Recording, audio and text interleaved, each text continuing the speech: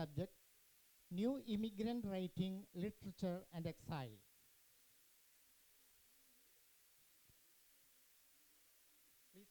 Please be seated on the dais.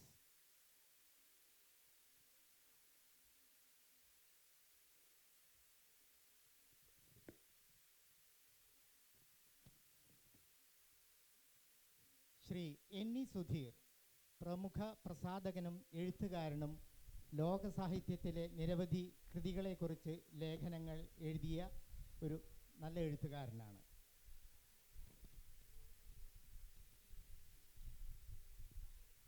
Deepak Unnikrishnan is a writer from Dubai and a resident of the state who has lived in Teaneck, New Jersey, Brooklyn, New York and Chicago.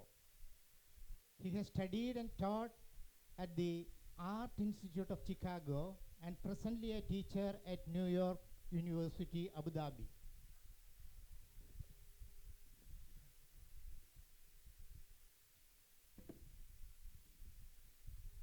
Yes, Sudheer begins the program.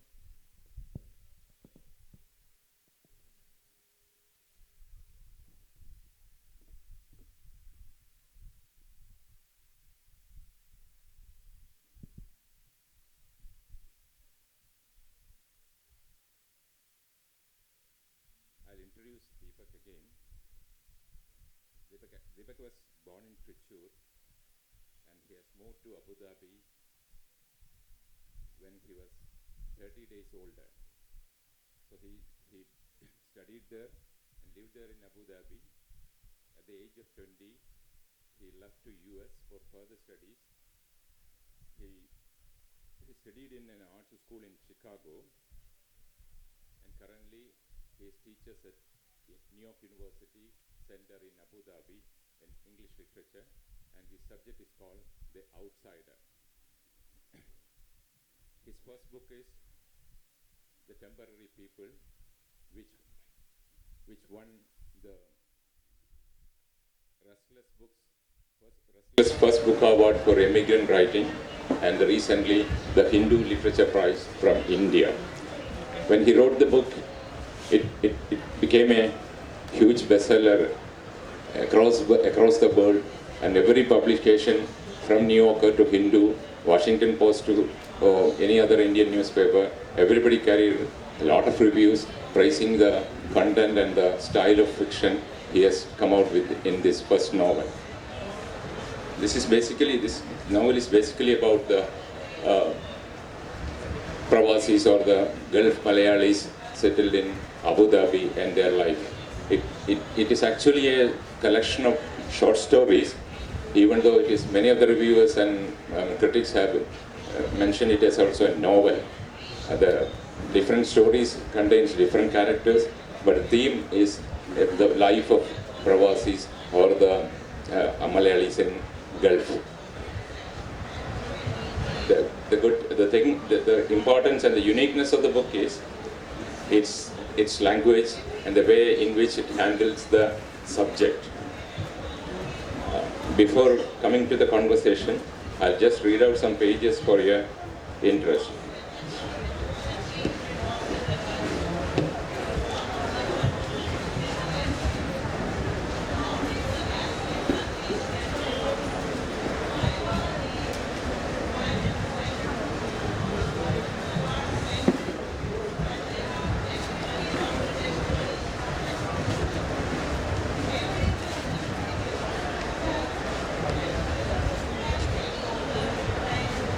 It is the first chapter in the third part of the book, and every chapter is mentioned as a chapter, CHAPTUOR. Instead of P, he has used B.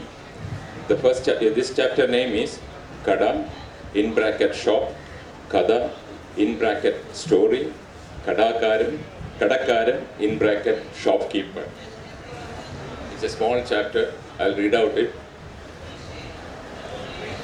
Below my building is a kada, shop, with a kadakaran, shopkeeper.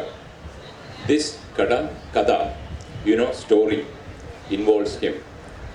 Kadakaran Moidu is what Amma called him. I call him Karate Moidu because he called himself Karate Moidu, because he took lessons for a few months before breaking his wrist after falling from a chair, ending what would have been a promising Karate Moidu career. So now he had a kada, which became his kada, that he turned into another kadakaran in Arabi Nadu, Arabi country. All of this, his kada, his kada, that he became a kadakaran, became his Arabic kada. That was his vidhi, fate. This is there ends that chapter. Again,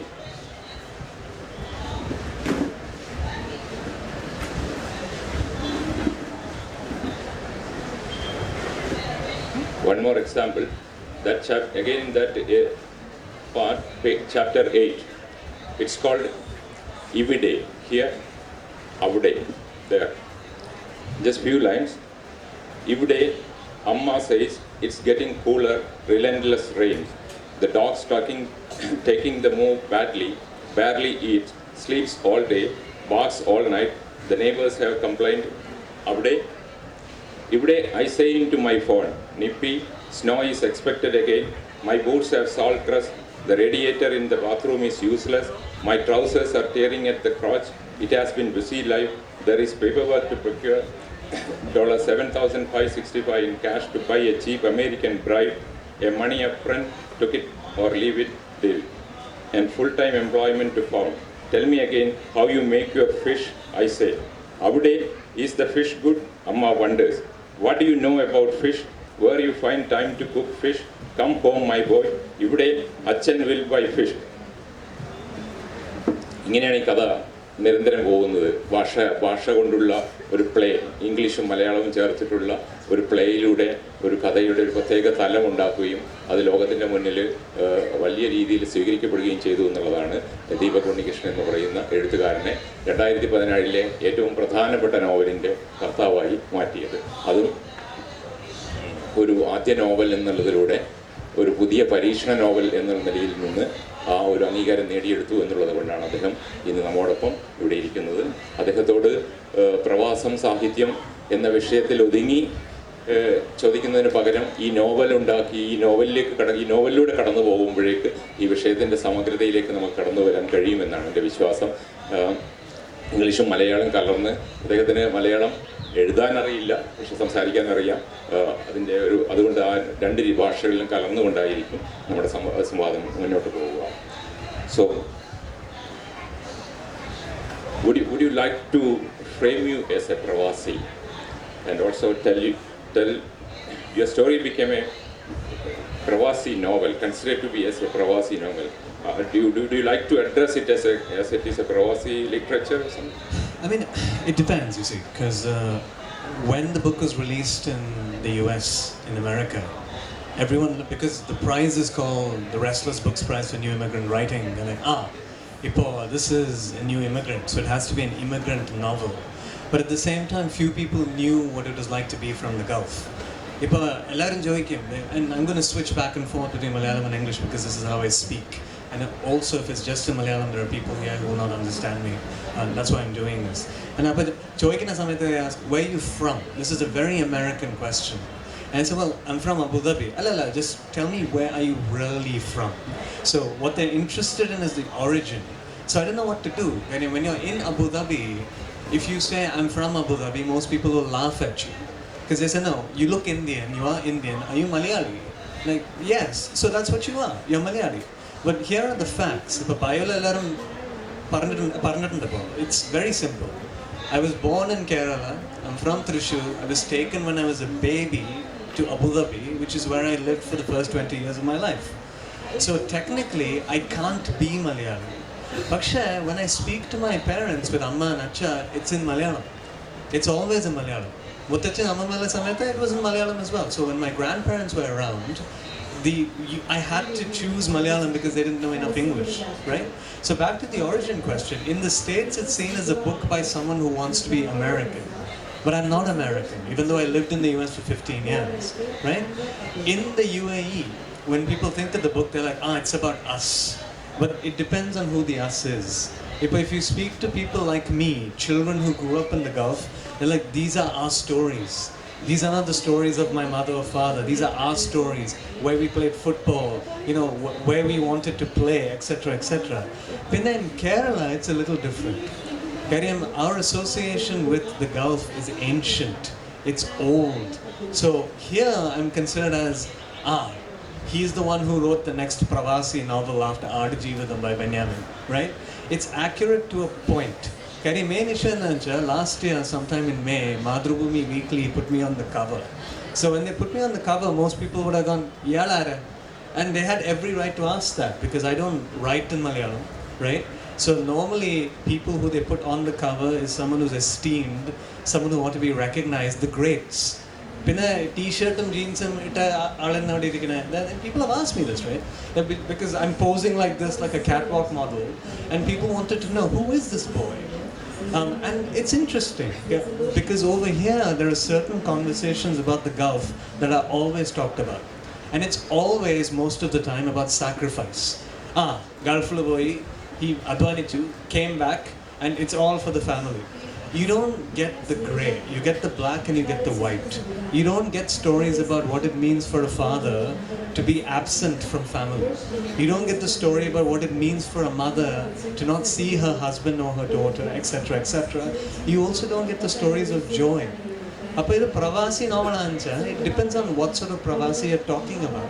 So, and here's my answer to the question, honestly. The book can be anything you want it to be. And because I'm not there when you're reading it. So if you're a child of the Gulf who's 20 years old and you read this and you go, I see myself, you're right. If you're as old as my father is older than you, right? And you're also younger looking. So if you're as old as my father and you read this, it goes, this is mine, right? If you are from, exactly, and if you're from the States and you look at this book and you go, we have a gentleman who claims he's from Abu Dhabi, or Abu Dhabi. What does that mean? He's not American, does not identify as American. So he's written a book using the languages of the place, which is Malayalam, English, Arabic, Hindi, and he's trying to do something. And this is, my answer has been 7 minutes long. And there's a reason for that, because there's no 10-second answer for this. So that would be my answer. Exactly, it depends on the reader. You're also allowed, if a book after reading it, you're allowed to dislike it. You're allowed to come up to me and say, I hated your book. That's important as well. You're not supposed to pick up the book and say, this is the quintessential book about Pravasis after Aadjivatham. That's not true. It cannot be that. Basically, it is with every kind of novel. It is the reader who decides what kind of novel Absolutely. it is. That's only it. But for the academic purpose, we used to classify it and define all those things. Absolutely. That's a thing. Okay, so the second thing is you titled it as temporary people, Talkaliga Manushya. So how do you came to that position? Because പ്രവാസികൾ എന്ന രീതിയിൽ ഗൾഫിൽ പോകുന്നവരുടെ താൽക്കാലിക ജീവിതം മറ്റൊരു രാജ്യത്തുള്ള ഒരു താൽക്കാലികം, they are supposed to come back.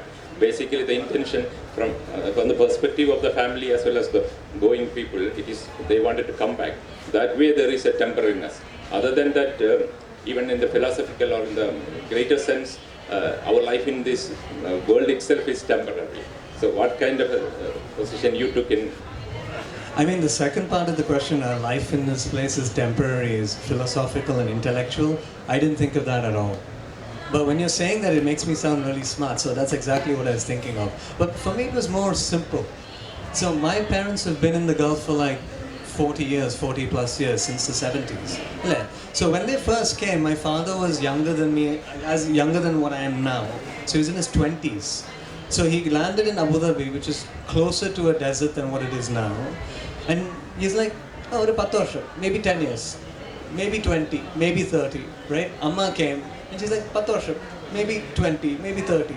Then it adds on, Karim, because when we used to come here to visit Amuma and Mutacha, they'll say, and my grandmother, Amuma, used to call it Persia.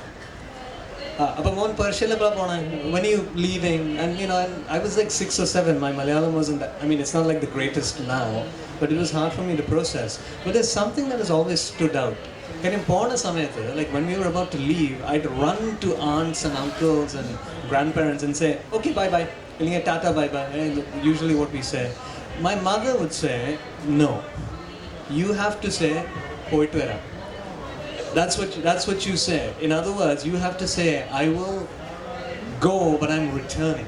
I'm coming back. That is a very different sort of transaction. It's a very different ritual. Because it's always about coming back. Even in conversations that you have, on the phone, like this is back in the day, like all of you have cell phones and stuff.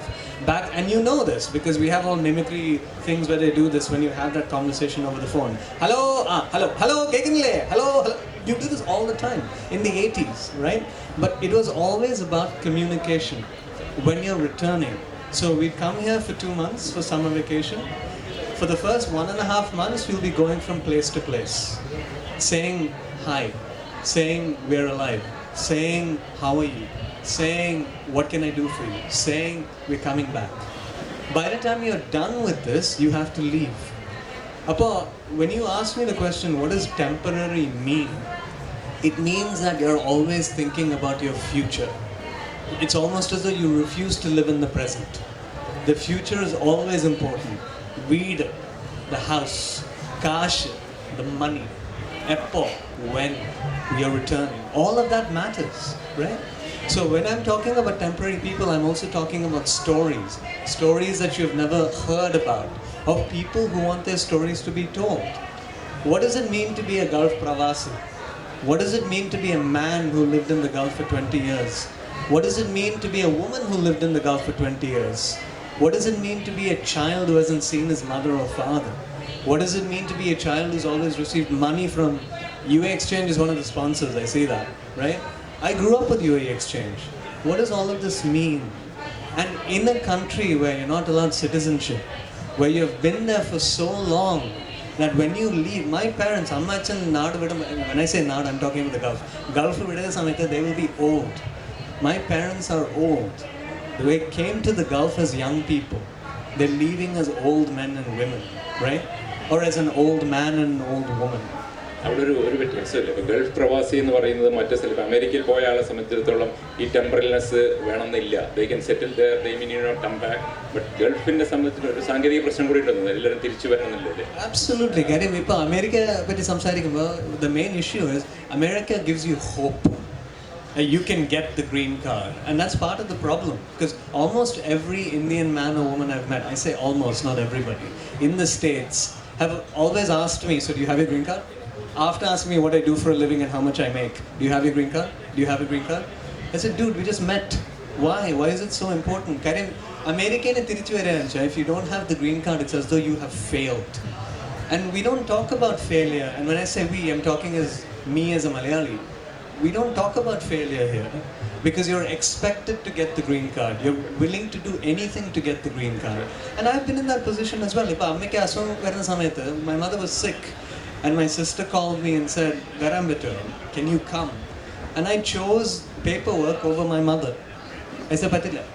I said, I have to wait for the paperwork, because if I leave now, I can't return. So when people look at me and say, oh wow, he's written the Pravasi story, what a noble gesture. Nonsense, I'm as fractured as everybody else. Because I chose paperwork over my own mother. And so you're put into certain situations, but in the US, hope, you have hope. In the Gulf, there is no hope. The Gulf is more blunt. It's very transactional, the situation. You come here, obey our laws, you work, we will give you money. Depending on how much you make, you can sponsor your wife and your children, and then you have to leave. I mean, it's not forcible, but that's the transaction. ഈ നോവലിലും ഞാൻ നോക്കിയപ്പോൾ ധാരാളം കഥാപാത്രങ്ങളുണ്ട്, ധാരാളം incidents ഉണ്ട്, അവരെല്ലാം വളരെ സജീവമായിട്ടുണ്ട്. പക്ഷെ എന്നാലും അവിടെ എവിടെയൊക്കെ ഒരു വല്ലാത്തൊരു ലോൺലിനെസ് ഫീൽ ചെയ്യുന്നുണ്ട്. In between the lines there is A loneliness. അതൊരു ഗൾഫിന്റെ ഒരു സിറ്റുവേഷനിലുള്ളതല്ലേ? അതൊരു പക്ഷെ മറ്റൊരു NRIക്ക് അങ്ങനെ ഫീൽ ചെയ്യണമെന്നില്ലല്ലോ. അല്ല, loneliness is normal everywhere. If you leave home, ഇപ്പോൾ വീട് വിടുന്ന സമയത്ത് you take things with you in your head. Right. You take your mother, you take your father, depending on who's alive, you take everybody. You also take the soil, you take the land, you take what places sound like. ഇപ്പോൾ ഞാൻ ഇത് കോഴിക്കോട് ആദ്യമായിട്ടാണ് ഞാൻ വരുന്നത്. I think Amma will say, "Alla 5 vayassu mani Kozhikode vandamund." I don't remember that, right? As an adult, this is my first time. The minute you land, the smell of the air is different. So when you smell, I'm taken back to when I was 4 years old. This is what Kerala smells like. Achanadu samsarikkumbol he'll say the same thing, my father.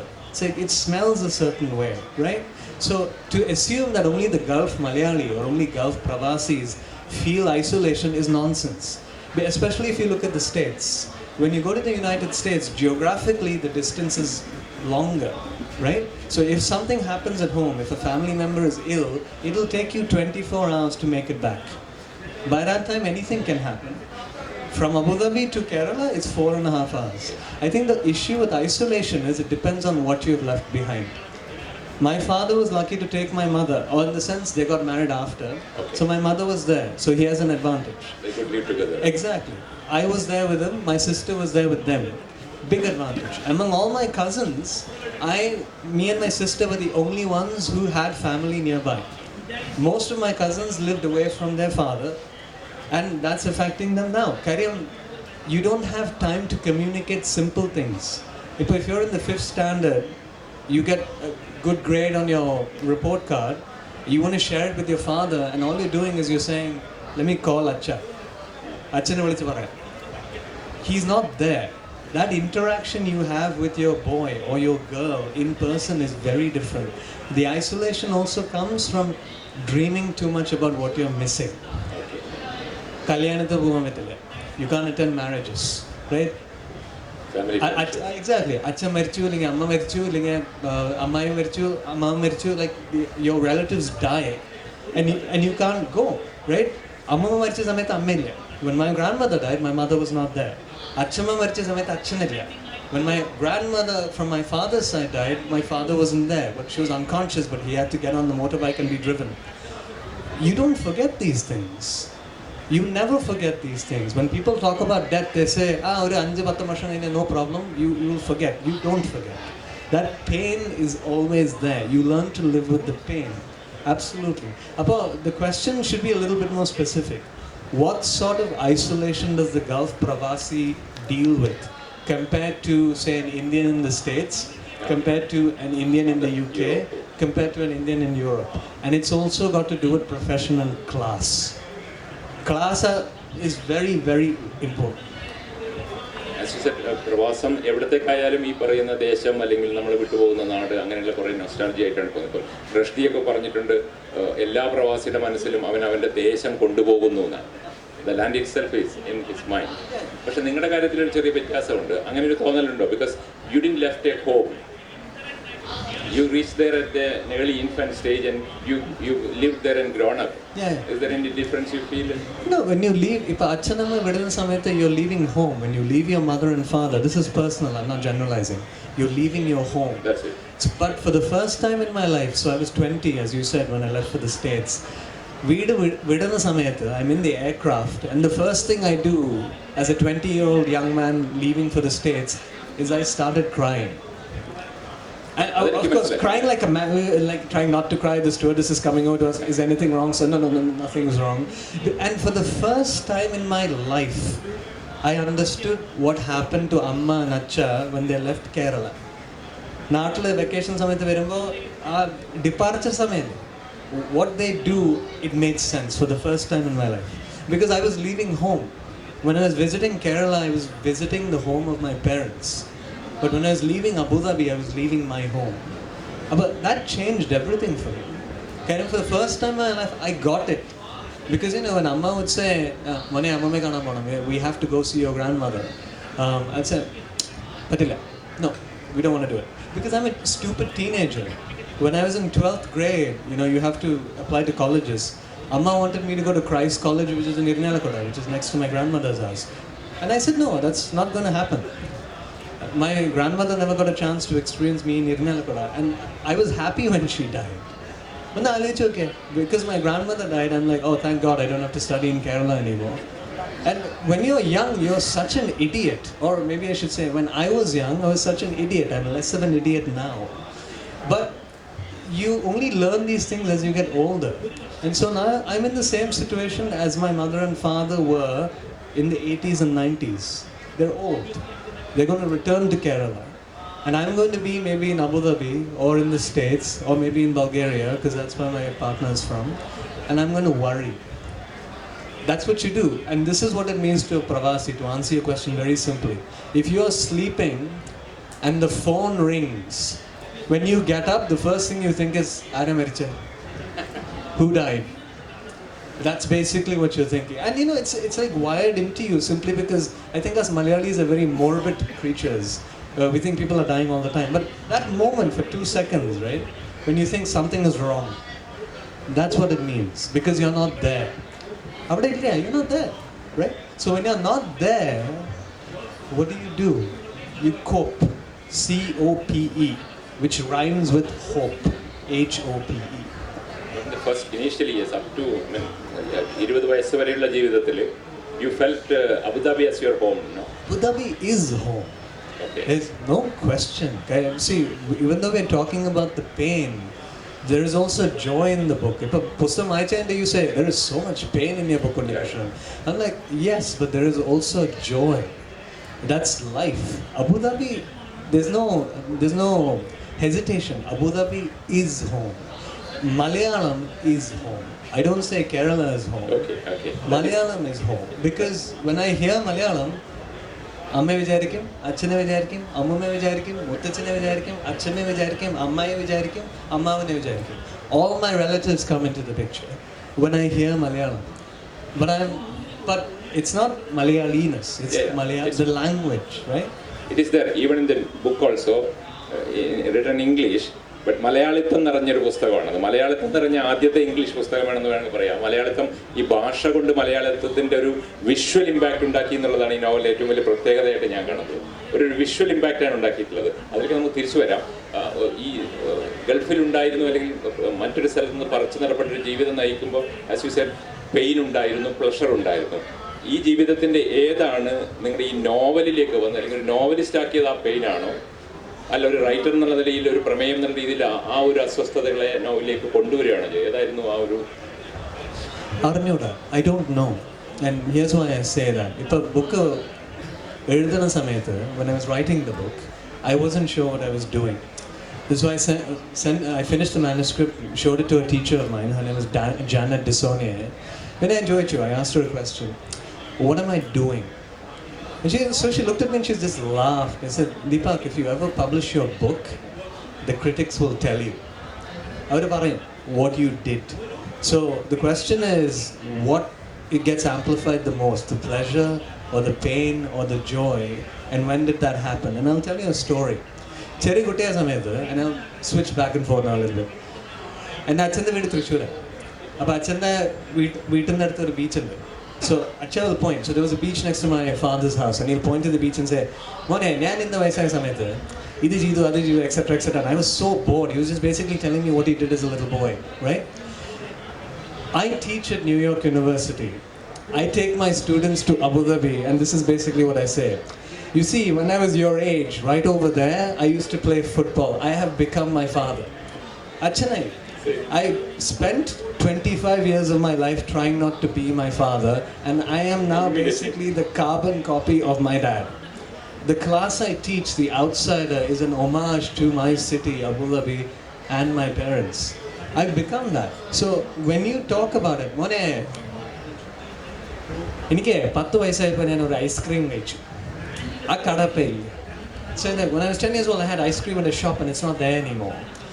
But when you think of that, a couple of things are happening. You're thinking of nostalgia, you know, it's introspection. You're thinking of pleasure. You're thinking of joy. And you're also thinking of a little kind of pain that you miss. You miss being young and alive. That's there, right?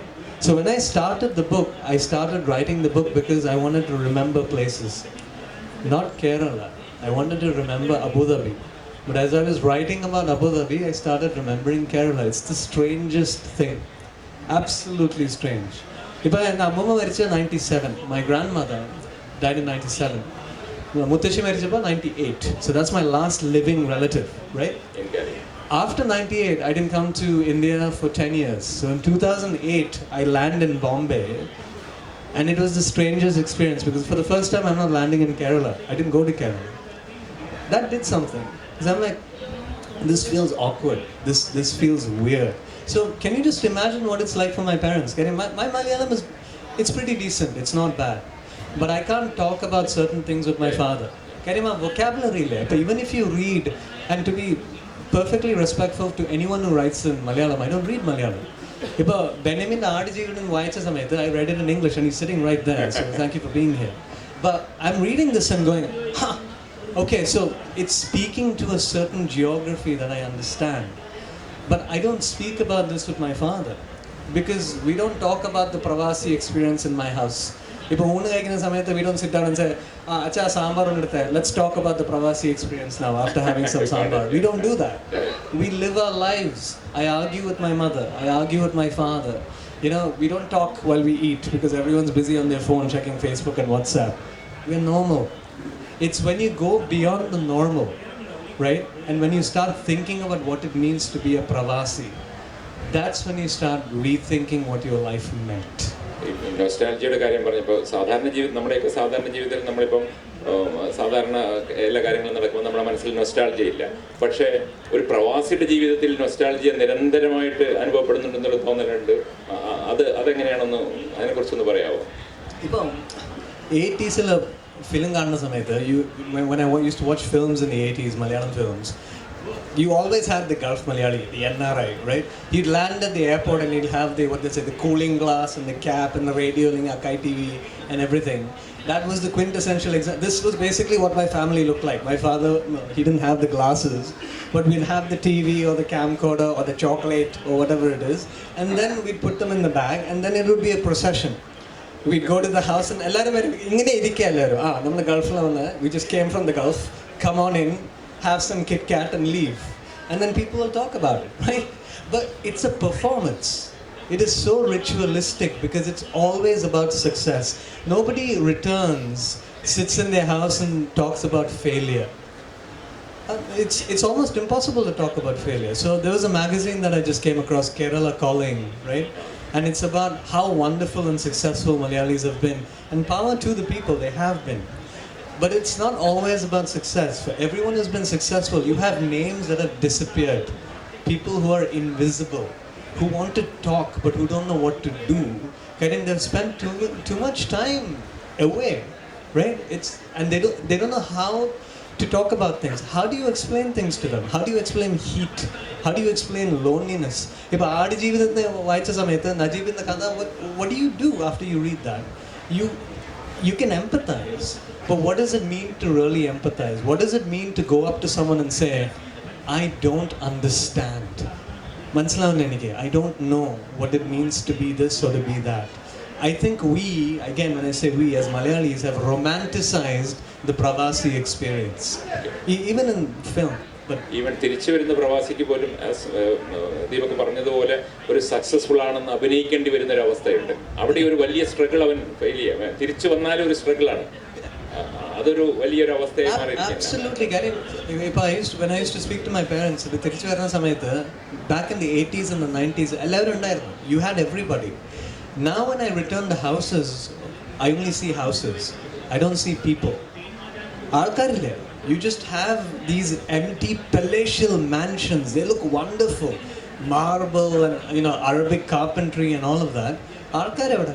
Then you'll have some poor security guard who's walking back and forth. And here's the irony. In Kerala, especially because my parents just finished their house, the people building the house were not Malayalis. They came from other states. They might have been Bengalis or Biharis. And so when we as Malayalis complain about what happens to us in the Gulf, and there's very little literature about what we do to people who build our own houses, it's about visibility and invisibility. That is the main issue. When you're in the Gulf as a Pravasi, depending on what you do, especially if you're a blue-collar worker, people don't look at you. They just pass you by. You're not there. You are trained to be invisible. So, and I will never claim that I understand what it means to be that person or someone who does that kind of work. But I'm telling you that I'm aware of them. I know they exist. They're there. And we don't have much literature about them.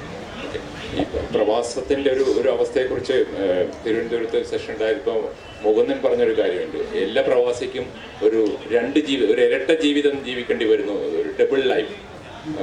അതിനെക്കുറിച്ചൊന്നും പറയാമോ? പിന്നെ I'll say triple life, because it really depends. I'll use myself as an example. So I look, ഈ shirt മാറ്റിയ ഒരു white shirt ഇട്ട് കഴിഞ്ഞാൽ I look Malayali, there's no problem, right? So when I'm in Abu Dhabi, I can't pretend to be anything except Indian, to many Arabs anyway, right? Except when I open my mouth. Then I sound different, then they're completely confused. So, American? I'm like, maybe. Because I like to confuse them now. When I was a little boy, I was afraid of doing anything like that. And it's not just in language, it's also on how you walk.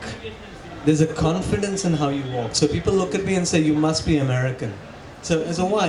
You walk like an American. That's utter nonsense. I mean, yeah, but you do. There's some truth to that. When I'm in the States, when I went to the States, it was 2 weeks before September 11th, when the Twin Towers came crashing down. So people started asking me, where are you from? And so I'm like an idiot. I said, I'm from the UAE. Where is the UAE? Do you know Dubai? Dubai, some people knew. So no, not really. Do you know Saudi Arabia? Yeah. Do you know Iran? Yeah. So I'm right next to both of those countries. Like, oh, okay. So what does it mean to be Arab? So just imagine the scenario. For an Indian boy to have grown up in Abu Dhabi, to be asked by Americans what it means to be Arab. So what do you think I said? I will tell you what it means to be Arab, because no one had ever asked me to. So I lied. I said, this is why the Arabs hate you. This is why the Arabs love you, right? So it was nice pretending. നാട്ടിൽ വരുന്ന സമയത്ത് I'm Malayali, but I'm not Malayali, I'm an NRI Malayali.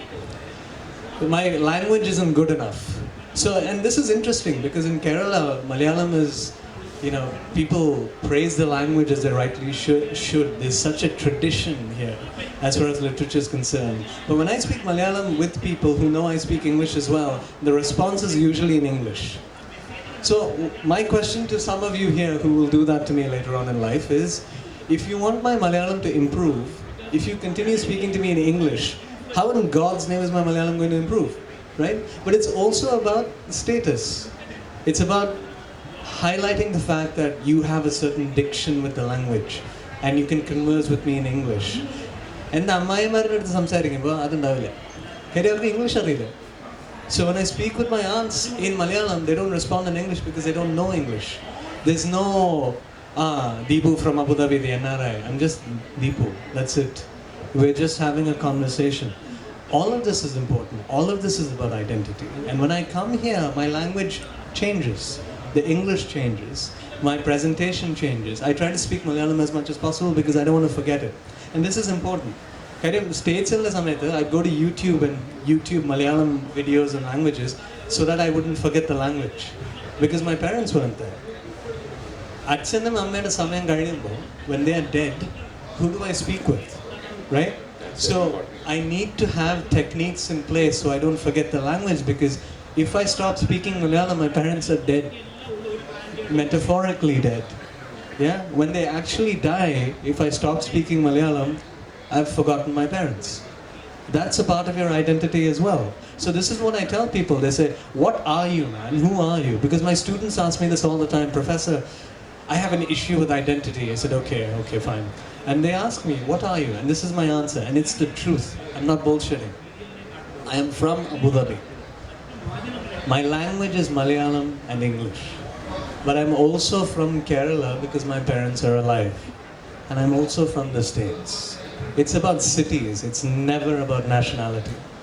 And also, I should include another language in there, Bulgarian, because my wife is Bulgarian. I know, she's from Bulgaria. So it's also there. I'm not fluent in Bulgarian. I know enough Bulgarian to get me to the toilet, to get me to the airport, to order some food, and I'm okay. But it's important to me. But is it a burden on your life, or is it complicated to live in different with the different languages and different cultures? Yeah, you have to pretend to be somebody in some senses. Yeah. I mean, it's complicated in the sense that in most languages I sound like an idiot. So, which is like Malayalam, or I speak Hindi as well, but here's the problem.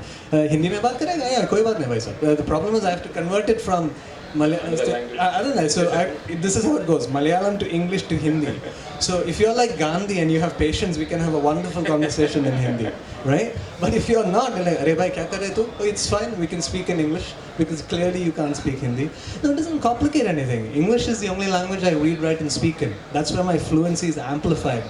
Malayalam is there, Hindi is there, Bulgarian sort of there, right? I'm looking at my wife, but they matter. They're all fractured and broken. And here's why this is important.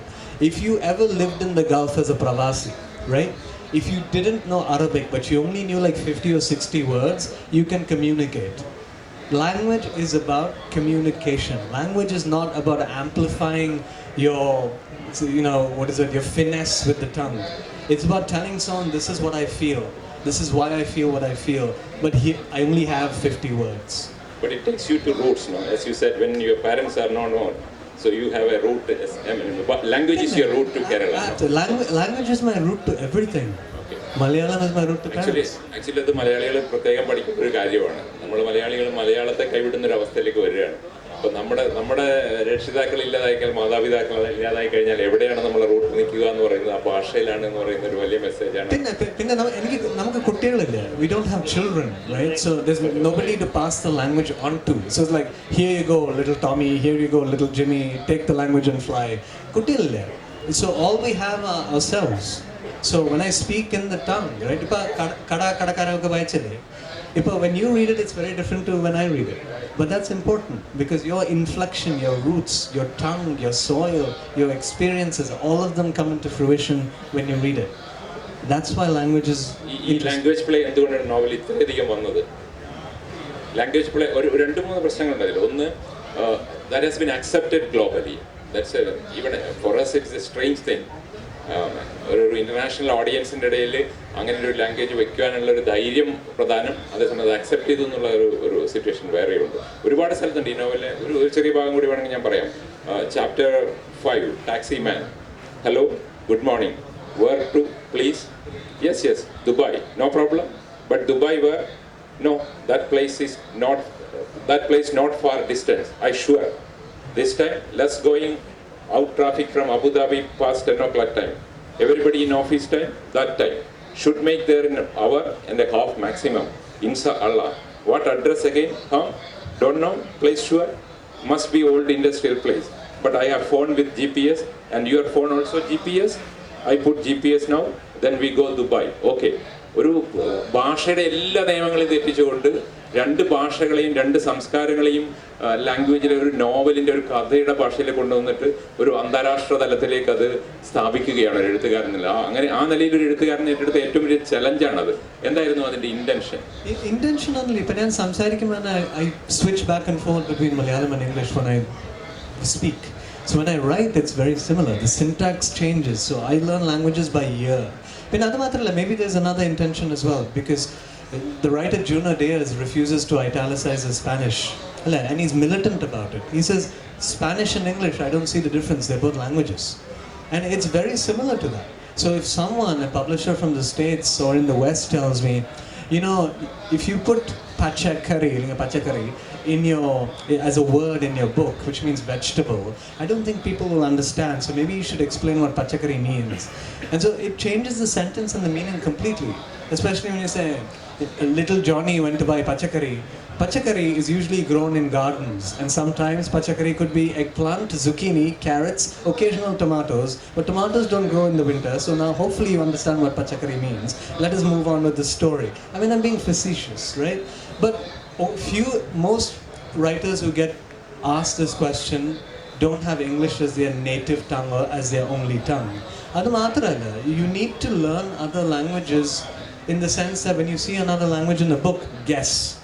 When you see German, like Schadenfreude in a book, right? You don't go, oh my God, it's a word in German, I have no idea what this means. You look for a dictionary, right? Pachakari might not be in the Oxford Dictionary. So what you do is you find the first Malayali you can and say, what does pachakari mean? And they will tell you, or they won't tell you, right? That is part of the discourse of what the book is about. When I'm writing a book about the Gulf, about Pravasis. If Malayalam doesn't exist in the book, then I'm lying. Hello. So, and for me, the book is also about sound. It's about cities. Exactly. It's not just visual, it's audible. So when you read Kada Kadakaran or Taxi Man, you're hearing the city. ഇപ്പോൾ ഭാഷയെ പറ്റി സംസാരിച്ചില്ല മുമ്പ് Thrissur dialect is very different to Kozhikode dialect, right? So especially when you വീട് എവിടെയാ, you hear the little intonation. ഇരിഞ്ഞാലക്കുടയാണോ? Okay, and you hear all of that, right? You hear that in the book. You can't read this book and go, I have no idea what Abu Dhabi sounds like. Parts of Abu Dhabi sounds like this. So when I'm writing a book like that, of course there are going to be languages that are going to be operating in a certain level. It's important. It's also being respectful to people.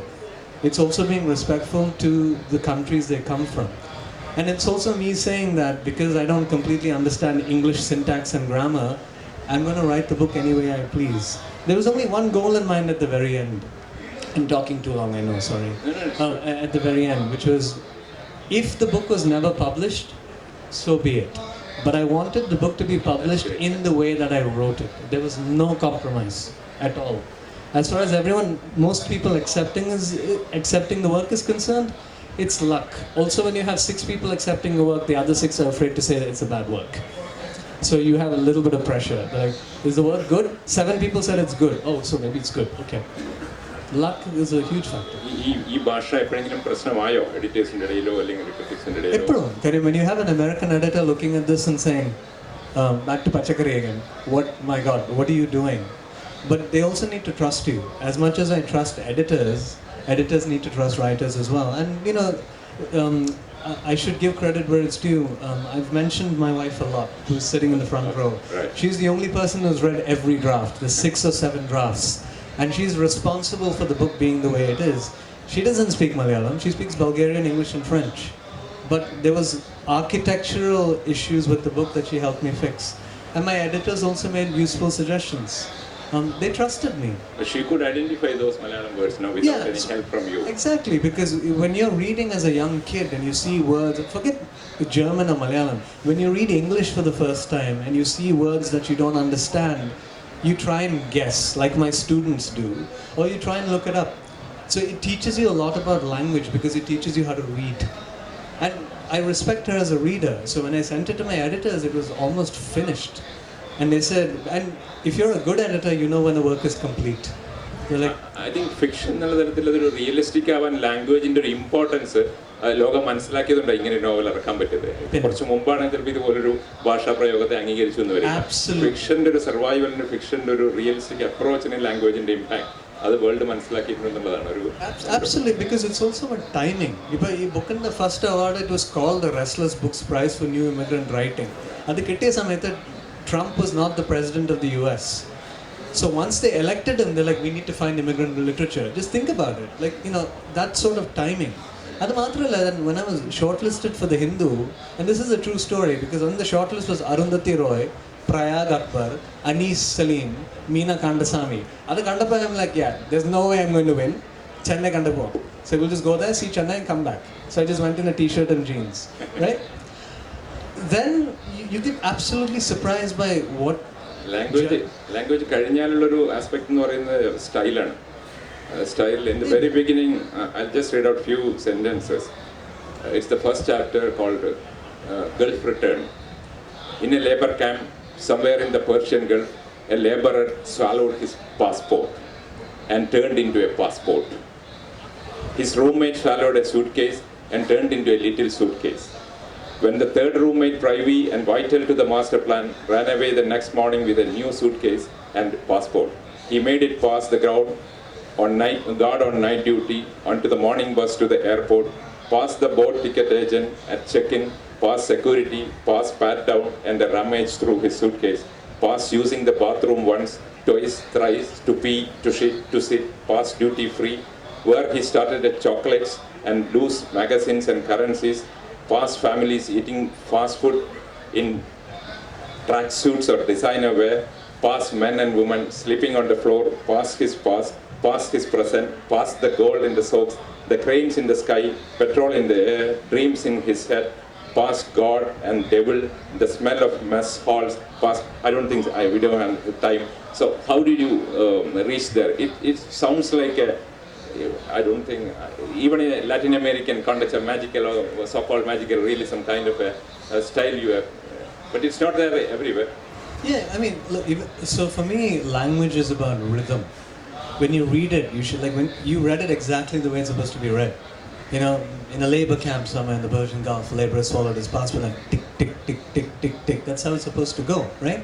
But when we talk about laborers, the issue is everyone assumes they know what it means to be a laborer, what it means to be someone who performs labor. So my goal was to basically flick the switch or hit the switch and say, let me do something else so that you rethink what it means to have a passport. I've had a passport since I was a month old. So I've had 4 passports in my life. All Indian, by the way. I don't have an American passport, right? So you know how powerful I am. But the thing is, I'm always aware of the passport. So what happens when you're thinking about home all the time? And you think about fables and myths and mythology. We're in Kozhikode. We have the sea right there, right? So we went on a tour yesterday and the gentleman, Captain Ramesh, was saying, you know why people came? During this time of the season, the breeze blows this way. So all you need is a sailing ship and it'll come here. And in October, the wind blows in the opposite direction and the ships return from whence they came. You can build fables and mythology out of all of this. In the Gulf, you can build mythologies out of passports all the time. So if you want to go home, if you can't afford a ticket, if you want to see your wife, if you want to swim in the lake that you grew up in or the rivers that you grew up in, what if you swallowed your passport and you turned into a passport? What if you told your best friend, I'll swallow my passport, you swallow your suitcase. He turned into a suitcase. What if he told Rajesh, said, Rajesh, just take me and him as a suitcase and a passport, let's go home. And then Rajesh got irritated and said, I'm going to swallow the plane. So because I can get home easier. And when people look at this and go, this is magical realism, I say, we grew up with stories where the real didn't matter, right? Even in the Ramayana and Mahabharata, you have stories of the unreal, and you don't question any of that. But what you do is, at the end of the day, when you listen to something, you respond to it. If the story works, you're like, how? You don't say, how did he do that? How did she do that? You go, that makes me feel things. So if you ever pick up the book, again, you don't have to, and you read it and you go, I felt something, and you can't identify it, that's perfectly okay. If you're on the plane and you're crying because people come up to me and say, your book made me cry, I'm so sorry. But if it did that, it means I've done something. If you laugh somewhere, I've done something. If you look at this and go, this is nonsense, I've done something. For me, that's what it means to be a writer. To write something that makes you respond to the work. You're allowed to choose your emotion. In writing, എന്തെങ്കിലും inspirational writers ഉണ്ടോ ആരെങ്കിലും എല്ലാവരും? Because I read everything, and I don't say this because I'm bullshitting. I read without malice or discrimination. I read all over the place. So I started with little children's tales, Amma Chitragada, Tinkle, Champak. Then I'd read Harold Robbins, Daniel Steele, the greats, Enid Blyton, because I didn't know any better, and I'm not ashamed of it. They taught me very good things. P.G. Wodehouse, Alistair MacLean. I would read signs on lampposts, watch films, Malayalam, Hindi, English. And then when I went to the States, my professor, Ted Chesler, who the book is dedicated to, showed me how to read. He said, read Naipaul, read, Saramao. Read this, read Primo Levi, read Kafka, you need to know things. And then I started reading further and further and further, because he told me something that I still live by to this day. I tell my students the same thing. If you want to critique writing, you need to be informed about what you're critiquing. So you need to know other works, and you need to have the humility to highlight your ignorance. I haven't read everything, but whatever I've read matters. Pinna Muttashiyunda, my great-grandmother, who recited stories to me from the Ramayana and the Mahabharata. She's in here. Yeah. So the woman who narrates a tale in Sarama is my grandmother. She didn't tell me the same tale, but my grandmother's my great-grandmother. So Malayalam വായനയായിട്ട് എന്തെങ്കിലും മലയാള സാഹിത്യമായിട്ടുള്ള ബന്ധം, മലയാളം വായനയല്ല, മലയാള സാഹിത്യത്തിൽ എന്തെങ്കിലും എന്താണ് വായിച്ചിട്ടുള്ളത്, എങ്ങനെയാണത് വായിച്ച കാര്യം പറഞ്ഞു? പിന്നെ കമലാദാസ് വായിച്ചിട്ടുണ്ട്. I mean, anything translated I've read. M.T. Vasudevan sir's novel വായിച്ചിട്ടുണ്ട് English. Not everything, by the way. And I know the Benjamin's Ardjivam I've read in English as well, right? So whenever the opportunity presents itself, I've read it. I haven't read everything. So if you come up to me and say, you know, and I say, no, I knew it, you didn't read anything. No, of course not. I mean, there's so much to read. If you look at my library, half of it is unread. Simply because, you know, I take books. So my library just looks impressive. It's so that you think I'm a voracious reader. No, but that's not the truth. The truth is, I pick up books that matter, especially I'm reading or writing about a particular subject, irrespective of the language, right? And there are things that I don't know, even in conversations I've had with you, when you looked at the program booklet. Ivare he's good, he's respected, short story writer. That's knowledge to me, right? And I'm going to use it. Malayalam matters, absolutely. ഈ novel എഴുതിയതിനു ശേഷം ഈ Gulf മലയാളിയുടെ ഒരു അവസ്ഥയോട് ഏതെങ്കിലും രീതിയിലൊരു പ്രതികരിക്കാൻ തോന്നിയ ഒരു അവസ്ഥയുണ്ടായി. ഈ നോവലാണ് അങ്ങനെ ഒരു ആസ്പെക്ട് ഉണ്ടോ അതിന്? ഇപ്പം ബെന്യാമിൻ്റെ ആടുജീവിതം ഒരവസ്ഥ, നമ്മൾ പരിചയമില്ലാതിരുന്ന ഒരു ലോകത്തെ നമ്മുടെ മുന്നിൽ അവതരിപ്പിച്ചു. പക്ഷെ അവിടെ ഒരു വ്യക്തിയും അയാളുടെ പരിസരങ്ങളുമായിരുന്നു. ഈ നോവലിൻ്റെ പ്രത്യേകത എന്ന് വെച്ചാൽ ഗൾഫ് പ്രവാസത്തിൻ്റെ ഒരു സമഗ്രമായ ഒരു അവസ്ഥയുണ്ട്. അതിനകത്ത് ഈ പറഞ്ഞ പോലെ പെയിനും പ്ലഷറും എല്ലാം ഉണ്ട്. ആ രീതിയിൽ അവരുടെ ഒരു അവസ്ഥയെ ലോകത്തിന് മുന്നിൽ എത്തിക്കാൻ കഴിയുന്ന ഒരു തോന്നലുണ്ടോ? I hope so. But what's nice is, after talks like this, young people come up to me and they say, that's my father. I said, you've read the book? No, I haven't read the book, but I've read the synopsis and that's my father. I said, okay, so read the book and tell me if it's really your father. I've done talks in the States and also here in India, and people have walked up to me and said, I read your book. I wish I'd written it, but thank you. And I asked them, why thank you? He said, because for the first time in my life, it feels as though someone knows what I feel. And for me, it's quite a tribute. It's really moving to hear people say that. Because at the end of the day, they're interacting with the work and they feel that I have something to offer them. But it takes time. I think you will know if a book is good 10 years down the line. Don't believe anything people say about the book now. In 10 years, if people are still reading Unnikrishnan's Temporary People, if they're still reading Benjamin's Adujeevitham, it means the work has stood the test of time. That's it, yeah. And that's important. So it's not about sales, because people usually like to ask, so you're a very successful international writer, how much money have you made? I have made no money whatsoever. My day job is teaching. But for me, and this is important, if you pick up the book 15 years from now, if there is a young kid who's 3 years old now, 15 years from now he picks up this book because someone told them, read Unnikrishnan's work or read Benjamin's work, because they matter, right? Then maybe the book has done something. It's early days now. ഈ ഗൾഫിലേക്കുള്ള പ്രവാസം ഈ മലയാളിയുടെ സാംസ്കാരിക ജീവിതത്തിലെ മലയാളിയുടെ ഒരു ജീവിത വീക്ഷണത്തെ ഏത് രീതിയിലാണ് ബാധിച്ചിട്ടുള്ളതെന്ന് എന്തെങ്കിലും ഒരു വീക്ഷണം ഉണ്ടോ? ഒരു ഔട്ട്സൈഡർക്ക് പറയാൻ പറ്റുന്ന ഒരു അവസ്ഥയുണ്ട് നിങ്ങൾക്ക്. നമ്മൾ കാണുന്ന പോലെ നമുക്കതിനെ വേറെ രീതിയിൽ കാണാൻ കഴിയും.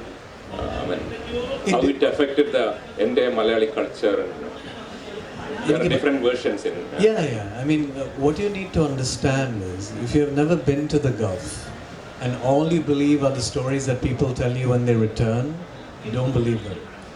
But at the same time, if you feel that the story is a one-way street, in the sense that avare Gulf boy tirichu vannu, they made the money, they have their houses, they're fine, don't believe them. You need to find the grey. I will tell you a very different story, because I left. When I was 20 years old, I left. I have friends who've never left. They're like 35, 37 years old. They've never left Abu Dhabi. My sisters never left Abu Dhabi. They have different stories to tell. So, and also the new generation, in the sense that younger people don't treat the Gulf like my father or mother treats it. They're ready to leave like that. At Chanda Sametha, he will, like in my father's time, he will stay with one company 15, 20, 30, 40, 50 years. Nowadays, people don't stay in a place that long, right? So all of these narratives matter. Karim, that is the only way you can try and figure out what it means to be a Gulf Pravasi. This is a Malayali novel. No. This is a novel about people who have left their home and who always think of returning. It's for anyone who's been through that experience, because it's written by the son of someone who did that. It's written by the son of a mother who felt that.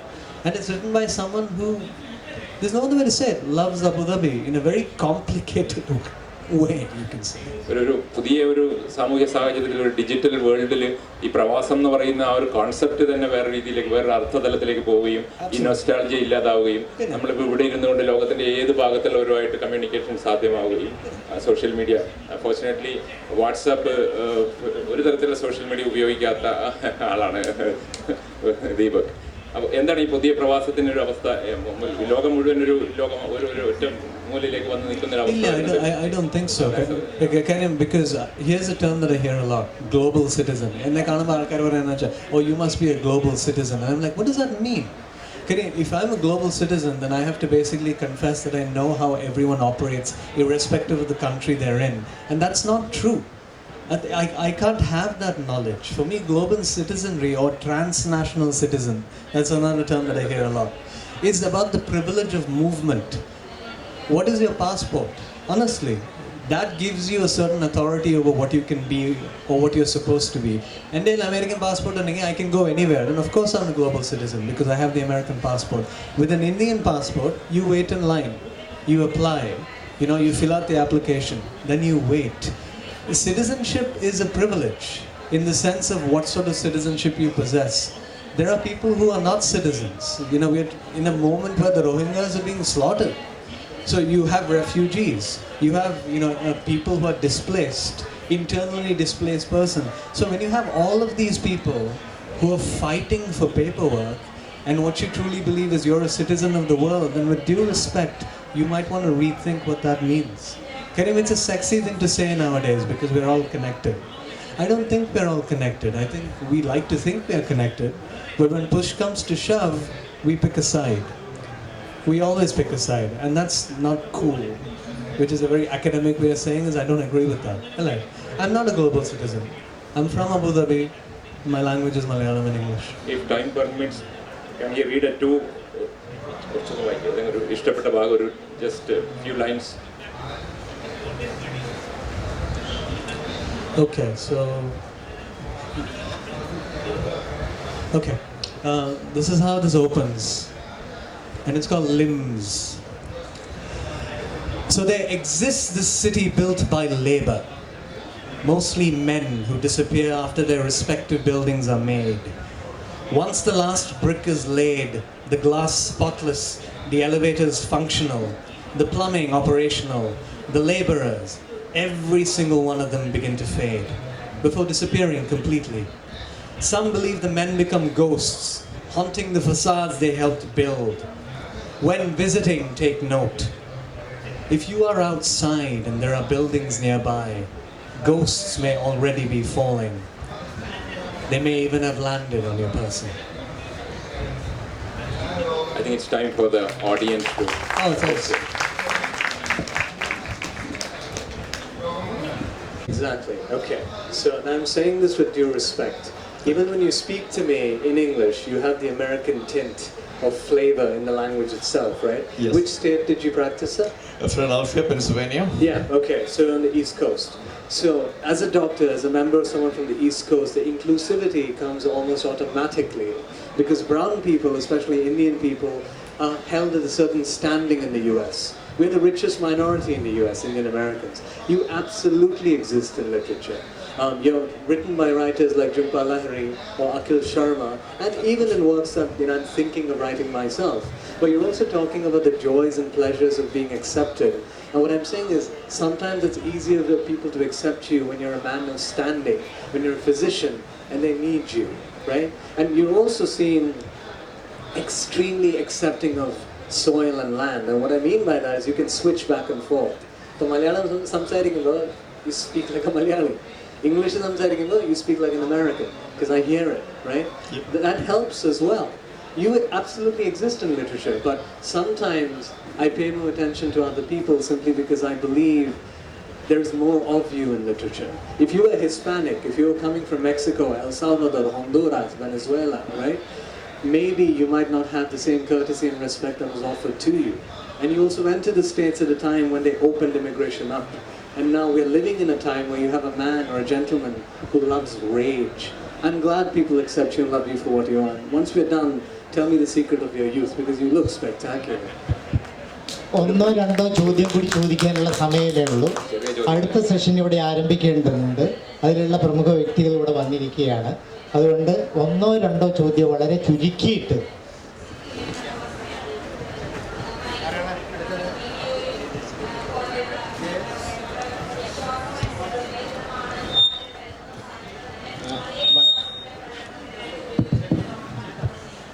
വളരെ ചെറിയൊരു ചോദ്യമാണ്. മലയാളത്തിന് ഏറ്റവും ഇഷ്ടപ്പെട്ട വാക്ക് ഏതാണെന്ന് പറയാം. കാര്യം എനിക്കറിയില്ലായിരുന്നു സാർ ആരാണെന്ന്. ഞാനിതിൽ പോയപ്പോൾ സംസാരം കേട്ടിട്ട് ഇഷ്ടപ്പെട്ട് നോക്കിയത്. ഞാനൊരു കാര്യം പറയട്ടെ, എന്നെ ദീപക് എന്ന് വിളിക്കാൻ പറ്റും, സാറ് വിളി വേണ്ട. ദീപക് ചേട്ടാന്ന്. ചേട്ടൻ വേണം, ദീപക് എന്ന് വേണം. ചേട്ട ഏട്ട അങ്കിൾ ആൻറ്റി ഒന്നും വേണം, ദീപക്. ഇപ്പൊ ഇഷ്ടമുള്ള വാക്ക് ചോദിച്ചില്ലേ, എന്നെ അമ്മായിമാരും അമ്മൂമ്മയും എന്നെ അമ്മ എൻ്റെ പേര് വിളിക്കും. പക്ഷെ അവർ വിളിക്കുന്ന രീതി ഞാൻ പറയാം, ദീപോ അത്.